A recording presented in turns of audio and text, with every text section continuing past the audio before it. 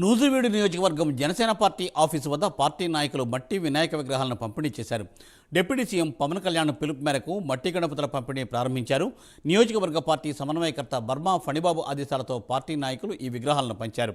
పర్యావరణ పరిరక్షణలో భాగంగా మట్టి గణపతులను ఉపయోగించాలని జనసేన నేతలు కార్యకర్తలు కోరుతున్నారు. నగరంలో సుమారు 100 మందికి మట్టి విగ్రహాలు పంపిణీ చేశారు. ఈ సందర్భంగా వినాయక చవితి శుభాకాంక్షలు తెలిపారు.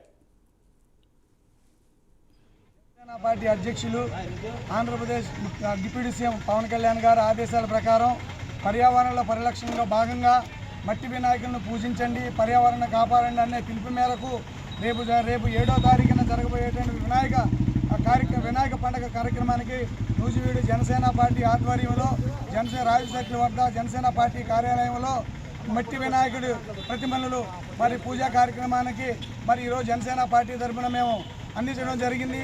పవన్ కళ్యాణ్ గారు ఇచ్చేటువంటి ప్రతి కార్యక్రమాన్ని జనసేన పార్టీ తరఫున నూజివీడు నియోజకవర్గ జనసైనికులందరూ కూడా ముందుండి ఆయన ఇచ్చిన ప్రతి కార్యక్రమాన్ని కూడా ప్రజల్లోకి తీసుకెళ్తానికి ఒక అడుగు ముందుంటారని ఈ సభాముఖంగా తెలియజేస్తూ రాబోయే రోజుల్లో ఈ రాష్ట్ర ప్రజల్ని ఆ వినాయక స్వామివారు ఎల్లవేళలా కాపాడి అందరూ సుభిక్షంగా పిల్లాపాపలతో సంతోషంగా ఉండాలని కోరుకుంటూ సెలవు తీసుకున్నాను.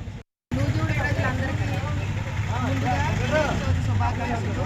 మన జనసేన పార్టీ ఆఫీస్ మీటింగ్లో శ్రీకాంత్ గారు, వెంకటేష్ గారు 500 మట్టి విగ్రహాలను తీసుకొచ్చి ప్రజలందరినీ పూజ చేసుకోమని పంచడం జరిగింది.